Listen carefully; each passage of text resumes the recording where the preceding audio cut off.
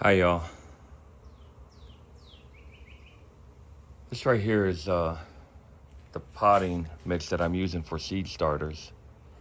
And if you recall last year, um, I planted my Asian beans and the deer came and ate them all. And I had to replant, and it set me behind a little bit, like about 6 weeks. And so I planted the Asian beans again, and as a backup, I have these in the starter pots in case something happens. And I had them protected under here. And but let me show you the Asian beans right here. I've got them spaced about a foot apart, all in here. And they sit like this for about a month. And this is a 30-foot. This is a 30-foot. That was a 20-foot trellis. Man, I thought it was the. It was about a 20-foot trellis, okay? And they're all planted, and they all sprouted. It took a little longer to sprout because, you know, I don't know why. But I went ahead and, for a backup, put some in starter pots in case something happened. I could just easily transplant them. But here it is right here. See that? That's the bean. There's another one right there sprouted on top of the soil. But I'm going to give these away. There's a gardener that I work with.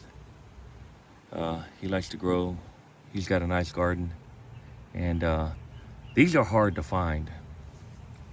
These Asian beans, they're hard to find. They sell at the supermarket for like $4 a pound. And wow, look at that. Wow. I'll go ahead and pull that. Get the seeds. That's how you harvest seeds right there. Sorry, a little bit off topic, but I'm harvesting these seeds. You know, in the old days, well, probably still now, people eat this stuff. During the Irish famine, people were eating grass. But anyways, I'm gonna just give these away. Now, yeah, I'm just gonna give them away. But they're hard. These are hard to find, and if everybody had them, you wouldn't have to buy any at the store.